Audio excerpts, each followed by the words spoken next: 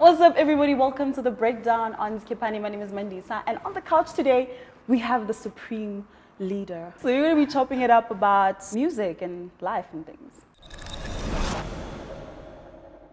Do you know, I feel better if it's like, if I'm not seen, and then when people watch the video, then they're like, oh man, the interview must have been whack. Now they're going to attach the whackness to the face. But you see that, it just makes it a little bit more relatable to people. Like you said, people like awkwardness. Because I mean, it just feels natural, it feels human, you know? We're always trying to be so corporate and so PR ready, you know, sit up straight, keep your, you know, speak with, but if you're just natural and chilled, it's just people will gravitate towards that better, I think. Have you ever been like PR ready? I was PR trained. I was like, when I was with Blaze Entertainment, I just started getting into interviews and like radio interviews, TV interviews, and then my first TV appearance was Good Morning Africa. Oh shit. I think it was Good Morning Africa.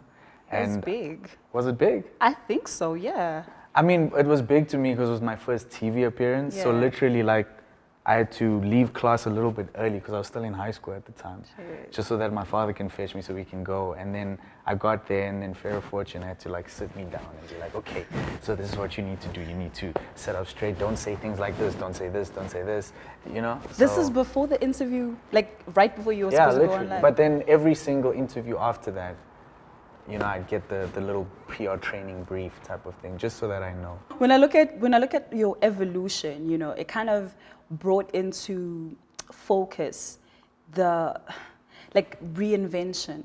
You know, how crucial was it for you to step into that mode of like, okay, this is now I'm intentionally reinventing myself as an artist, you know, as a writer, as a creative. You know, how crucial was that process for you? You know, there was a time just before I changed my stage name where I was talking about changing my stage name with Solo and Balo Ansta. And we would always sit down, and because Solo was in the stages of changing his name, and we were weighing out the pros and the cons and everything. And one thing that really stuck with me that he said was being intentional about everything. You know, I would always tiptoe around certain things, you know, like even sending someone, like if I wanted someone to feature on this song, I would send them the song and be like, oh, it's not ready yet, but you know, you'd give that little disclaimer just to lighten it so that if it is bad, you can just say, oh, it's not ready yet, this is just a demo.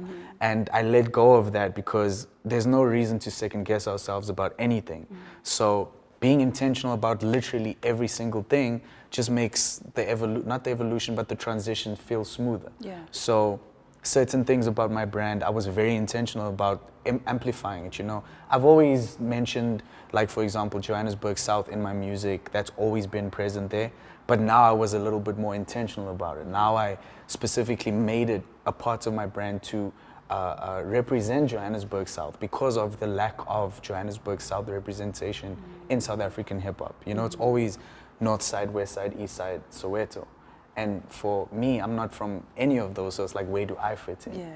So looking at all these things, like even the look, the titling of the project, all of these little things, the cadence and the flows, the type of production, being intentional about these things, I think that's what made my rebrand feel so smooth and authentic and effortless. You know, it's just because I knew exactly what needed to be done. It's interesting, right? Because of how layered you are, like as an artist, it makes me wonder what are some of like the philosophies that kind of underpin you as a person, but also you as this music artist and the different facets of who you are. So I actually think control plays a huge role in my life. Well, always played a huge role in my life because I'm like a control freak. You know, You're a Virgo? I'm a Virgo, yeah. Riley, your kin. Because I mean, it's a thing of, if I want something to be done at this level, nobody else will be able to get it at this level other than me. Like I know exactly what it looks like in my head. And control goes beyond that, you know, like even in relationships or in your families or with your friends where you feel like you have control over other people. So I expect you to say this or be like this, you know? Especially in relationships. You know how it is with like, don't wear this or whatever. You know, that's just such a stupid thing because we lose power when we think that way. Because when we actually realize how powerful we actually are by understanding that the power comes from this and from this, from what comes out of our mouths, from what we do, from what we are able to control. The only thing we are able to control is ourselves. And when we understand that and we fully immerse ourselves in that idea, then we gain control, then we gain full control, then we gain power. So with coming into this rebrand and letting go of all of that, now understanding the intentionality, that you know what, if I'm gonna send a demo to this artist, I know that this is gonna be huge. So I'm not gonna give a disclaimer anymore. I'm not gonna say, oh, it's not finished. I'm gonna be like, this is the song, what do you think? You know, and if they say, oh no, this is not for me, it's cool, it's whatever, I just move on. Because I don't need them to make me second guess myself. Because the only reason I do second guess myself is if doubt comes from external places, it doesn't come from me.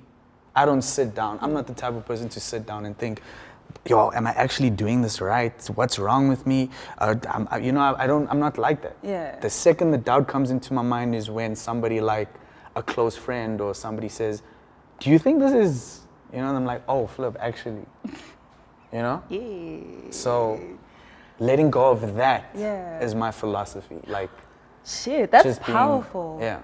But it also, I think, just to add on to what you're saying, like surrounding yourself with people that aren't gonna intentionally like sabotage you, just to fuck with your mind. Yeah, well, that's the thing of like choosing peace and choosing happiness and choosing love is, you know, you're not obligated to do anything for anybody. You don't control other people. So letting go of those people that maybe do add that to your life, you don't need to feel guilty about. You don't owe these people anything. So just literally putting things into perspective and understanding that this is what matters. This is what actually matters. And everything that doesn't, let it go. Before we talk about the EP, I want us to put into context what Zulu Verse is, because I think that it's an actual place. It is an actual place.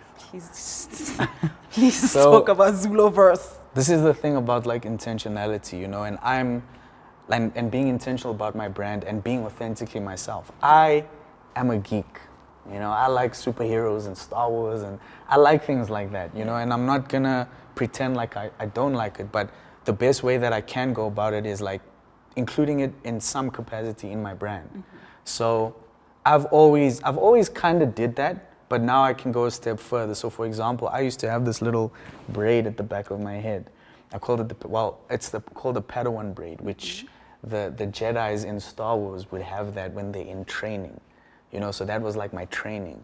So I wanted to create the Zulu Verse. I called my handles the Zulu Verse because I wanted to introduce people with the concept of creating this world, like world building, because I'm an album guy. I'm a project-based rapper, you know. I love music that makes sense narratively and one project feels like a whole. So I wanted to take on a character for To Me Naace, my EP, called the Supreme Leader Zulo, which is based on Supreme Leader Snoke from Star Wars. So I thought, okay, people think like this is my thing, like I'm gonna be the Supreme Leader forever, but I'm not. Eventually that's gonna stop, because then when the next project comes out, I'll become Grandmaster Zulo, like Grandmaster Yoda, and then the next project I'll become like Darth Zulo, like Darth Vader, you know, and that ultimately creates the Zulu Verse.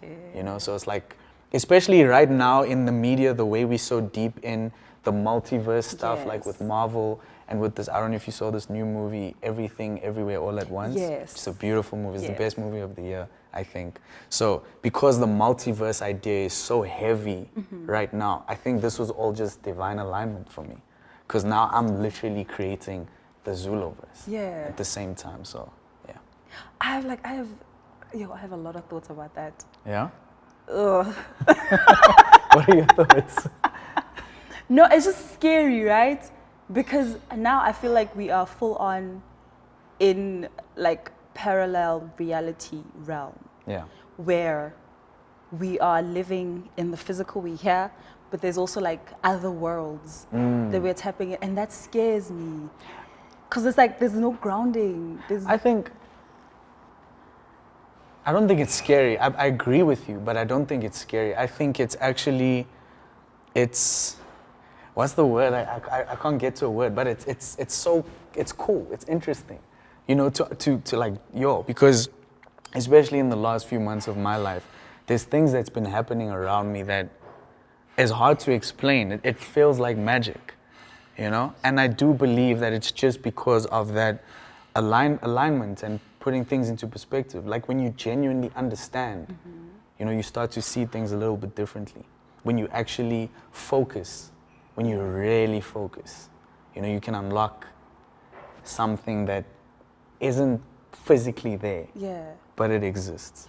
Do you think that we're ever gonna get to a point where we, like what I'm saying now, you know, we live in like these multiple realities where you're gonna completely detach and eject your soul from this body while you're still here to go live in one particular... Yeah.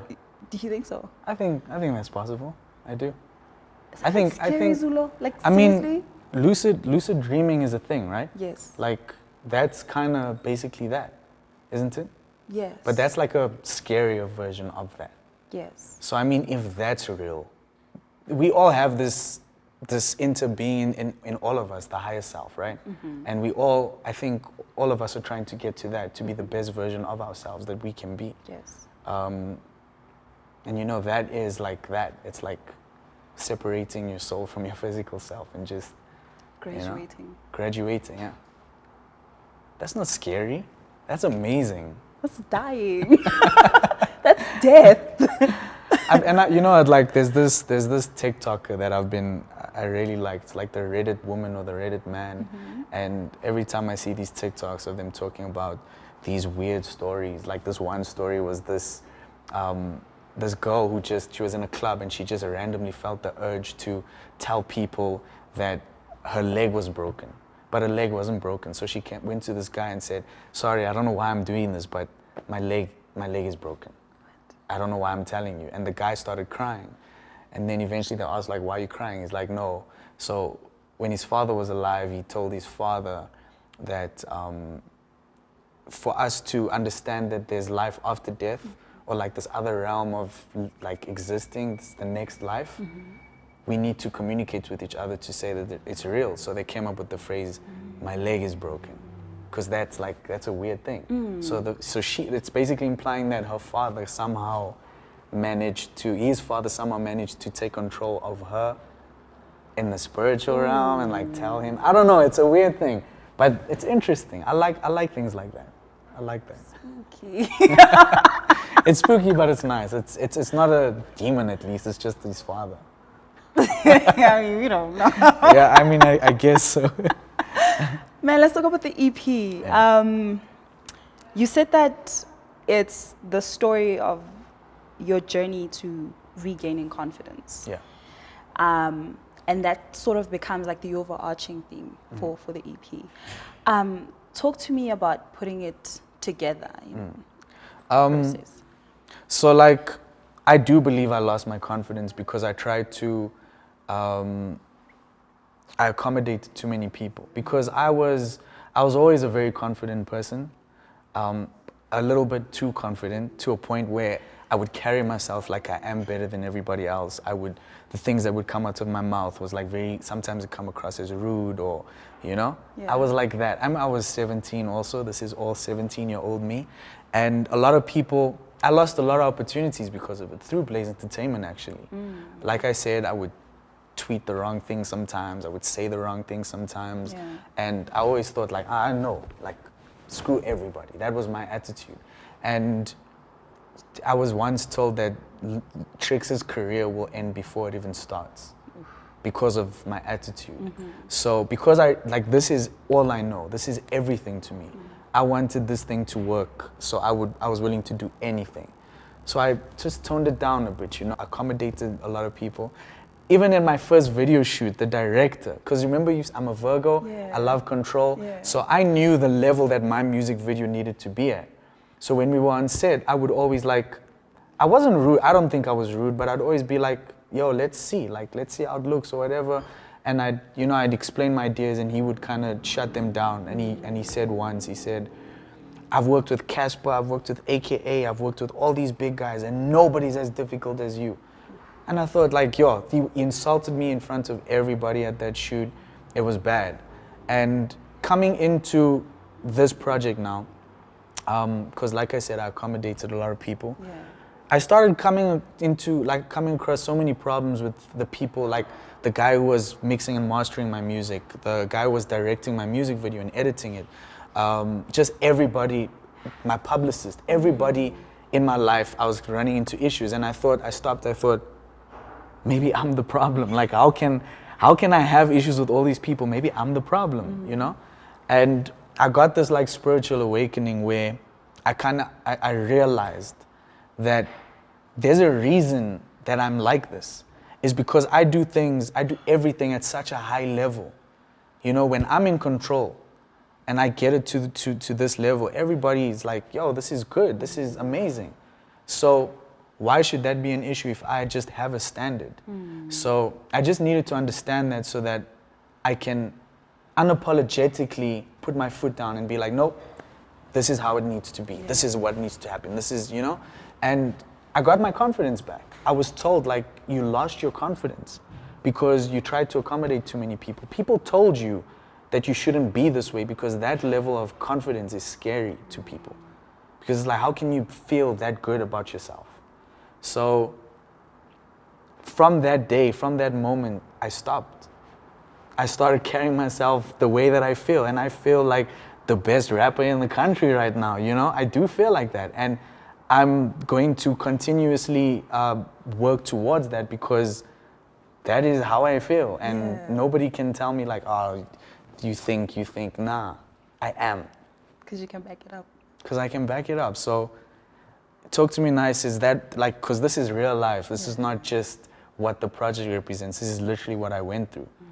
You know, I got my confidence back and it makes the music better because now I don't need to, literally, I would play music for people. Like even the project, I would play it for people and I'd watch them, you know, I'd watch their reactions like in detail and then I'd be like, okay, this person's not into it. And they would sit there and be like, and I take it, you know, because it's a more mature version of what my 17-year-old self was. But they'd be like, okay, this doesn't work, take out this verse, you know, that doesn't, you know, this doesn't make sense. I'd be like, oh, okay. And then in the conversation they walk, I'm like, fuck that shit. Yeah, no ways. You don't know what you're talking about, you know? Because I mean, we don't know anything. Yes. Humans don't know anything. We act like we do. Everybody just walks around pretending like they know, but the truth is we don't. Which means if there's no formula, then what am I doing wrong? Absolutely nothing. You got that Kanye level. I mean, it's the truth. It's the truth. Facts. But I loved it, man. I love what you were saying earlier on about it being comprehensive, you know, because I listened from the first track to the last to first, and it makes sense, you know. But for me, I noticed that there is, and you posted this last week actually, but there's another narrative that goes beyond just the words, you know, and that's the beats. Those tell like a completely different story as well. Let's talk about your role in that and the intentionality of the samples that you chose for the different songs. So I think like we like I said about being like authentically yourself, we need to embrace who we are. And I'm a South African, you know. This is where I'm from. This is my home. This is all mine. So I need to embrace that. We don't need to kind of tap into like, yeah, I'm a trapper, you know. I drink lean, you know, the hood. These are all things that we were exposed to through hip hop. This is what we grew on. We were exposed to that through Ludacris and Lil Wayne and Jay-Z, you know. But that's not how we grew up.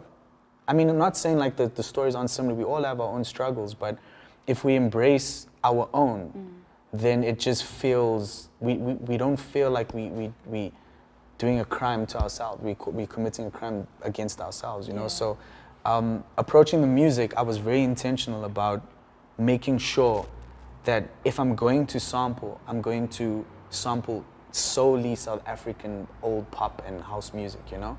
Because that's what, it's like that, we wanna get a taste of that nostalgia, but our nostalgia, something that only we can relate to, you know? So the music, even like the approach to music, you know, there are elements of modern trap music, that's international trap, the booming 808s, but you know, a lot of the drum patterns are very reminiscent of Kwaito, of like old school house, of sometimes even reggae, you know, like it still feels like our own, and that was also very intentional about making sure like it's a very South African story, first and foremost. And it just feels better, you know, because it's not like, I don't know, man. It's just, why do we don't, like, I'm not like also saying anything against people who do follow that route, but you know, we need to understand what makes us special. And we are special. So if we want to really be as special as we are, then we shouldn't be not borrowing, but like stealing from a story that isn't ours. The way you approach production, right? And even on some of the songs, it reminds me a lot of AKA. Has there ever been like a person that has compared you to AKA? I get it all the time. Yeah. I get it all the time. What I've come to understand is that it's like, there's nothing really about me that's really AKA, I think.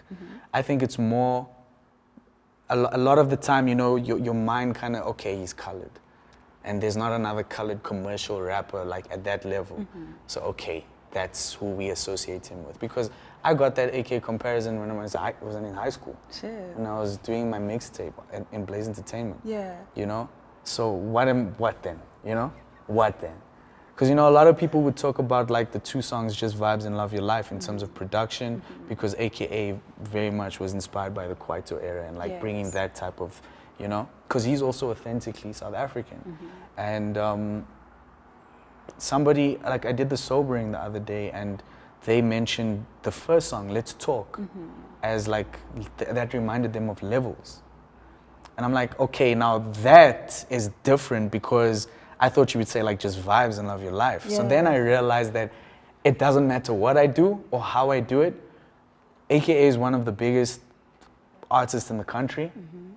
And naturally, if I'm reminding you of the biggest artists in the country, then you know where I'm headed.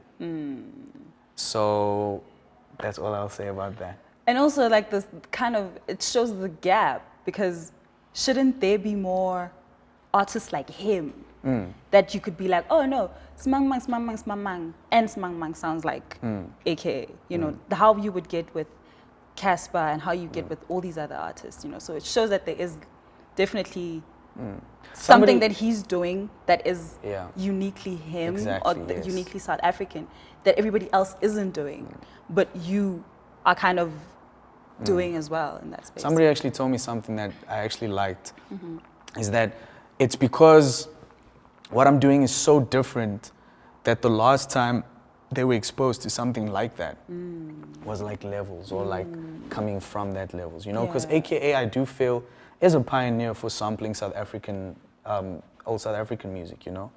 And he popularized that, you know, he is a pioneer in that respect. And, you know, I'm literally taking the ball as well, and like, yeah, this works. You know, this makes sense for us. This is a revolutionary sound for South Africa, you know, the same way piano is, but now this is in a hip hop space. The same way trap piano is now a thing, you know, with like Costa and everybody. So it's just South African music just next to each other, you know. So I don't take it as anything other than, you know, it's different. You know, so it would be a different story if like they said, oh, you remind me of Migos, but then Migos reminds me of Travis Scott, and Travis Scott reminds me. So then it's like I'm in this bracket of like everybody. So What do you think separates somebody that's average from like somebody that's really great, or somebody that's really killing it in their field? You know, like I think it's purely based off feeling. You know, you can't really explain a feeling. Like, you know, we always say like, oh, what do you love about me? There's no right answer for that. We can't answer that question because you can't explain love. It's just a feeling. You feel like this is right. That's why there's the phrase trust your gut. You can't explain why you want this or why you want to do this.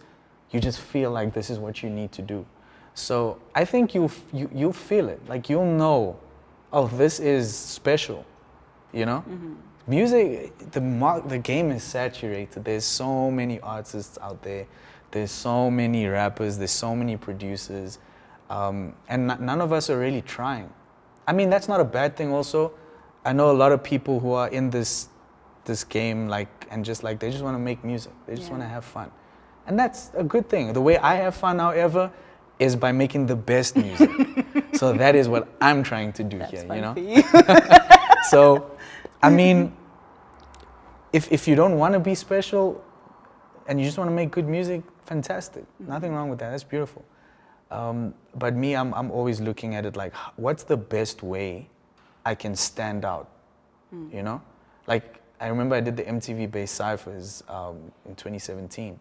And like, when I was writing my verse, I approached it in the sense of, if I was on the other side of that camera, what can I say that's gonna make these people go like, you know? Yeah. So I approach it that way to make it memorable, to make it special, to make it something that, you know, it's always gonna sit in your head like, oh, actually this person just makes sense. I just feel good about this person.